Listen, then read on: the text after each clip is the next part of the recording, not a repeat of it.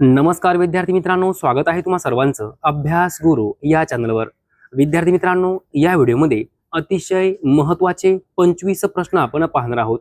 25 प्रश्नांपैकी किमान 15 प्रश्नांची उत्तरे तुम्हाला यायलाच पाहिजे। पहा, या ठिकाणी प्रश्न पहिला आहे, भारताचा राष्ट्रीय जलचर प्राणी कोणता? पर्याय पहा, विचार करा। विद्यार्थी मित्रांनो, प्रत्येक प्रश्नासाठी तुम्हाला वेळ असेल 3 ते 5 सेकंद। भारताचा राष्ट्रीय जलचर प्राणी कोणता?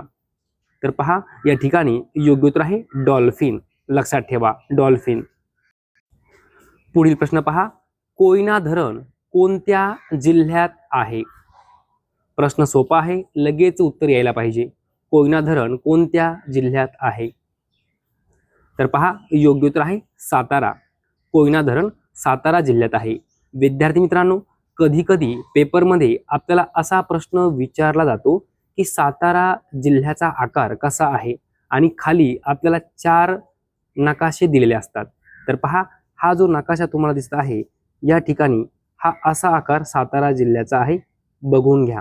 जर कधी प्रश्न विचारला गेला तर आपलं उत्तर बरोबर आलं पाहिजे। या ठिकाणी आपला महाराष्ट्राचा नकाशा आहे आणि या ठिकाणी सातारा जिल्हा आहे। विद्यार्थी मित्रांनो, असाही प्रश्न वारंवार विचारला गेला आहे की सातारा जिल्ह्याच्या उत्तरेला कोणता जिल्हा आहे? तर वरती पहा, पुणे जिल्हा आहे। ओके, सातारा जिल्ह्याच्या दक्षिणेला काय आहे? तर या ठिकाणी सांगली आहे। काय आहे? सांगली आहे। ओके, पूर्वेला कोणता जिल्हा आहे? सोलापूर जिल्हा आहे। ओके, आणि पश्चिमेला रत्नागिरी जिल्हा आहे। लक्षात घ्या, सातारा जिल्ह्याच्या उत्तरेला पुणे आहे, पूर्वेला सोलापूर आहे, दक्षिणेला सांगली आहे आणि पश्चिमेला रत्नागिरी आहे। नकाशा व्यवस्थित पाहून घ्या। पुढील प्रश्न पहा, खालीलपैकी चुकीचा पर्याय कोणता? या ठिकाणी थंड हवेची ठिकाणे आपल्याला दिलेली आहेत आणि कोणता पर्याय चुकीचा आहे ते आपल्याला शोधायचं आहे। पहा, पहिला पर्याय आहे आंबोली, सिंधुदुर्ग। विद्यार्थी मित्रांनो, आंबोली हे थंड हवेचे ठिकाण आहे, सिंधुदुर्ग जिल्ह्यात आहे। बरोबर आहे का? 100% बरोबर आहे। दुसरा पर्याय पहा, सापुतारा थंड हवेचे ठिकाण, नाशिक जिल्हा। बरोबर आहे का? 100% बरोबर आहे। सापुतारा हे थंड हवेचे ठिकाण नाशिक जिल्ह्यात आहे। तिसरा पर्याय पहा, साल्हेर, नाशिक। विद्यार्थी मित्रांनो, साल्हेर थंड हवेचे ठिकाण आहे, नाशिक जिल्ह्यात आहे। बरोबर आहे का? 100% बरोबर आहे। लक्षात घ्या, जे काही पहिले 3ही पर्याय आहे, 3ही पर्याय बरोबर आहे। चौथा पर्याय पहा, नरनाळा, रायगड। विद्यार्थी मित्रांनो, नरनाळा हे थंड हवेचे ठिकाण रायगड जिल्ह्यात आहे का? तर नाही, चुकीचं आहे। नरनाळा हे थंड हवेचे ठिकाण कोणत्या जिल्ह्यात आहे? लक्षात ठेवा, अकोला जिल्ह्यामध्ये नरनाळा हे थंड हवेचे ठिकाण आहे। या ठिकाणी आपल्याला काय विचारलं? चुकीचा पर्याय कोणता? तर 4 नंबर पर्याय चुकीचा आहे। नरनाळा हे थंड हवेचे ठिकाण अकोला जिल्ह्यात आहे। पुढील प्रश्न पहा, संयुक्त महाराष्ट्र चळवळीचे ब्रीदवाक्य काय होते? संयुक्त महाराष्ट्र चळवळीचे ब्रीदवाक्य काय होते? योग्य उत्तर आहे मुंबईसह महाराष्ट्र। मुंबईसह महाराष्ट्र। पुढील प्रश्न पहा, राज्यघटनेतील कलम 370 कोणत्या राज्याशी संबंधित होते? सोपा प्रश्न आहे, लगेच उत्तर यायला पाहिजे। राज्यघटनेतील कलम 370 कोणत्या राज्याशी संबंधित होते? योग्य उत्तर आहे जम्मू काश्मीर। पुढील प्रश्न पहा, केंद्रीय जलविद्युत संशोधन केंद्र कोणत्या ठिकाणी आहे? केंद्रीय जलविद्युत संशोधन केंद्र कोणत्या ठिकाणी आहे? तर पहा, योग्य उत्तर आहे खडकवासला, पुणे। खडकवासला, पुणे या ठिकाणी केंद्रीय जलविद्युत संशोधन केंद्र आहे। विद्यार्थी मित्रांनो, पुणे जिल्ह्यामध्ये ज्या काही महत्त्वाच्या संस्था आहे, जे काही महत्त्वाचे संशोधन केंद्र आहे, ते आपल्याला माहितीच पाहिजे। पहा, या ठिकाणी राष्ट्रीय संरक्षण प्रबोधिनी कोठे आहे? पुणे या ठिकाणी आहे। 50 वेळापेक्षाही जास्त वेळा परीक्षेमध्ये प्रश्न विचारला गेला आहे। राष्ट्रीय संरक्षण प्रबोधिनी कोठे आहे? पुणे या ठिकाणी आहे। त्यानंतर राष्ट्रीय रसायन प्रयोगशाळा कोठे आहे? पुणे या ठिकाणी आहे। कॉलेज ऑफ मिलिटरी इंजिनिअरिंग कोठे आहे? दापोडी पुणे या ठिकाणी आहे. राष्ट्रीय एड्स संस्था कोठे आहे? भोसरी या ठिकाणी आहे, पुणे जिल्ह्यात आहे. केंद्रीय रस्ते वाहतूक संस्था भोसरी, पुणे. हिंदुस्तान अँटीबायोटिक कंपनी कोठे आहे? पिंपरी, पुणे. महाराष्ट्र राज्य वखार महामंडळ कोठे? पुणे. राष्ट्रीय विषाणू संस्था कोठे आहे? पुणे. यावर सुद्धा मित्रांनो 10 वेळापेक्षाही जास्त वेळा परीक्षेमध्ये प्रश्न विचारला गेला आहे. काय? राष्ट्रीय विषाणू संस्था कोठे आहे? पुणे या ठिकाणी आहे.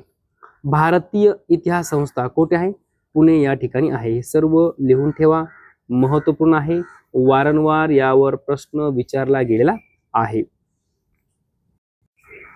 पुढील प्रश्न पहा. खालीलपैकी गटात न बसणारे संख्या विशेषण ओळखा. गटात न बसणारे संख्या विशेषण ओळखा असं विचारलं आहे. आता पहिला पर्याय पहा, काही. दुसरा पर्याय दसपट, तिसरा पर्याय थोडी आणि चौथा पर्याय सर्व. आता विद्यार्थी मित्रांनो, काही हे विशेषण आहे, संख्या विशेषण आहे. कोणतं आहे माहिती तुम्हाला? तर अनिश्चित आहे. कोणतं आहे? अनिश्चित संख्या विशेषण. समजा मी तुम्हाला म्हटलं मला काही पैसे उसने द्या, काही म्हटलं मी, नक्की माहिती का? 50 रुपये, 100 रुपये, 200 रुपये नाही माहिती. काही म्हणजे काय? अनिश्चित आहे. ओके. दुसरा पर्याय पहा, दसपट. दसपट म्हणजे काय? हे संख्या विशेषण आहे. कोणतं आहे? तर आवृत्तीवाचक आहे. कोणतं आहे? आवृत्तीवाचक. तिसरा पर्याय पहा, थोडी. मी म्हटलं एखाद्याला थोडी मला मदत कर किंवा थोडी एखादी गोष्ट मला थोडी दे. थोडी म्हणजे किती नक्की माहिती असतं का आपल्याला? नक्की माहिती नसतं. थोडी म्हणजे नेमकं किती ते नक्की माहिती नसतं. म्हणून काय? इथं अनिश्चित संख्या विशेषण आहे. आणि सर्व, मी म्हटलं सर्व पैसे मला देऊन टाक. सर्व पैसे, सर्व. मी म्हटलं का 1000 रुपये, 2000 रुपये, सर्व रक्कम मला देऊन टाक. म्हणजे नेमकं आपल्याला सर्व असं म्हटल्यानंतर आपल्याला समजतं का की एवढी रक्कम आहे? नाही. तर सर्व काय आहे? अनिश्चित संख्या विशेषण आहे. आता जर विचार केला, काही, थोडी आणि सर्व हे तीनही अनिश्चित संख्या विशेषण आहे. आणि दसपट काय आहे? आवृत्तीवाचक संख्या विशेषण आहे. आपल्याला काय विचारलं? गटात न बसणारे संख्या विशेषण ओळखा. योग्य उत्तर आहे 2 नंबर पर्याय. लक्षात ठेवा. पुढील प्रश्न पहा. तैनाती फौजेची पद्धत कोणी सुरू केली? हा प्रश्न महत्त्वपूर्ण आहे. वारंवार पोलीस भरती, तलाठी भरती, वनरक्षक भरती, आरोग्य भरती यामध्ये विचारला गेला आहे. तैनाती फौजेची पद्धत कोणी सुरू केली? लगेच उत्तर यायला पाहिजे. Lord Wellesley. लॉर्ड वेलस्ली यांनी तैनाती फौजेची पद्धत सुरू केली. पुढील प्रश्न पहा. भारताच्या विभाजनाची घोषणा कोणत्या योजनेनुसार करण्यात आली? भारताच्या विभाजनाची घोषणा कोणत्या योजनेनुसार करण्यात आली? योग्य उत्तर आहे माउंटबॅटन योजना. माउंटबॅटन योजना. पुढील प्रश्न पहा. महाराष्ट्र पोलीस दलाचे मुख्यालय कोठे आहे? महाराष्ट्र पोलीस दलाचे मुख्यालय कोठे आहे? कुठं आहे? तर मुंबई या ठिकाणी महाराष्ट्र पोलीस दलाचं मुख्यालय आहे. राष्ट्रीय भूगोल दिवस कोणत्या दिवशी साजरा केला जातो? राष्ट्रीय भूगोल दिवस.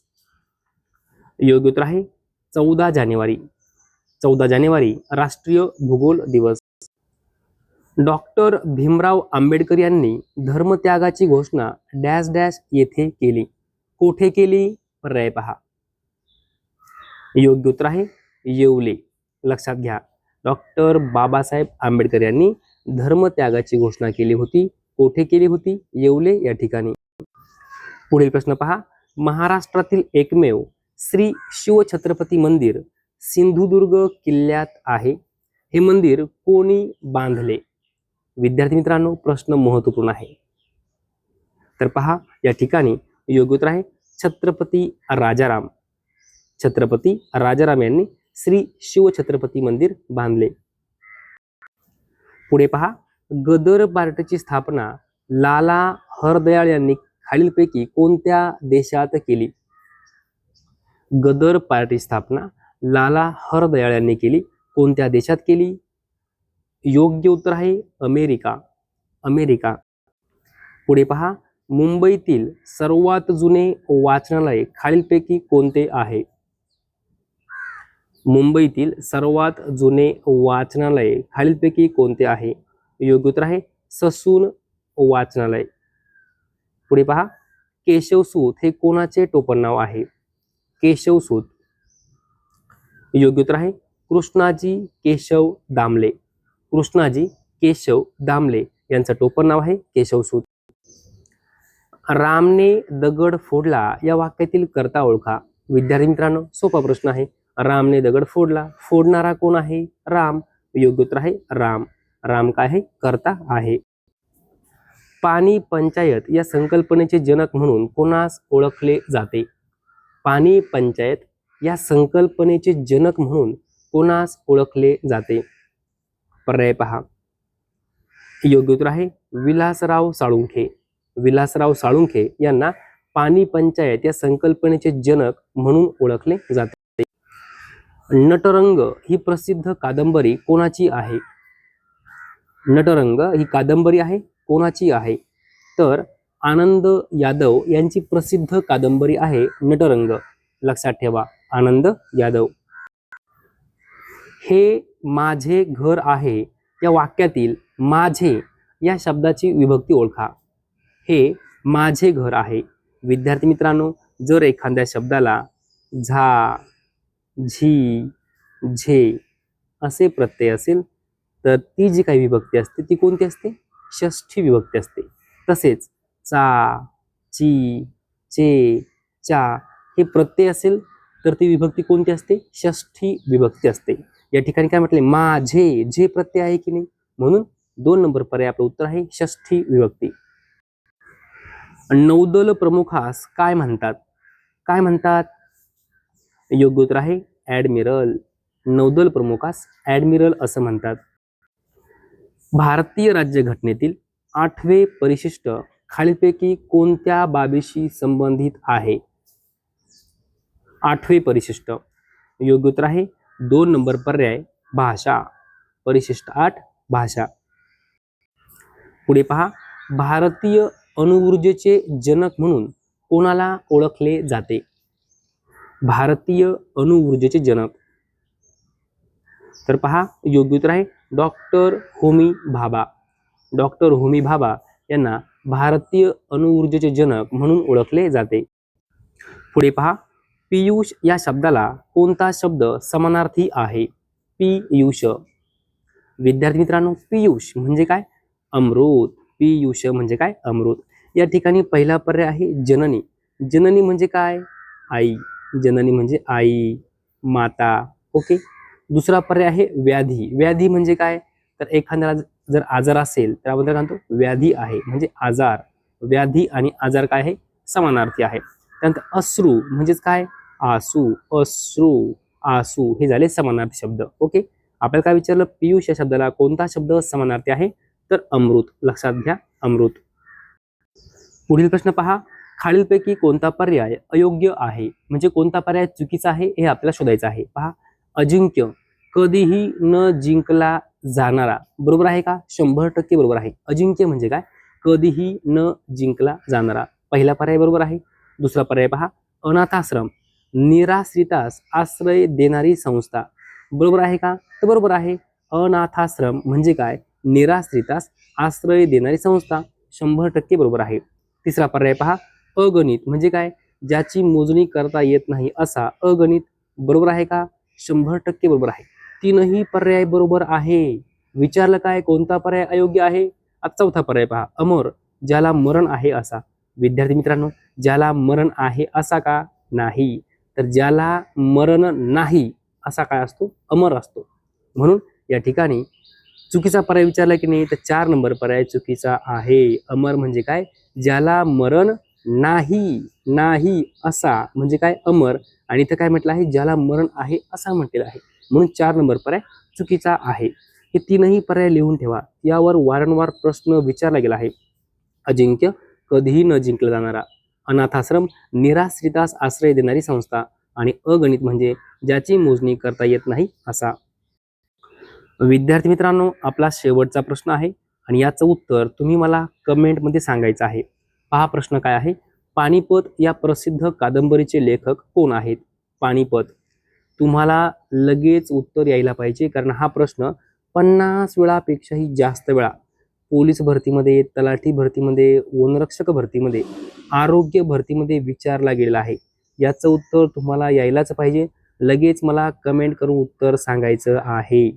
पानिपत या प्रसिद्ध कादंबरीचे लेखक कोण आहेत?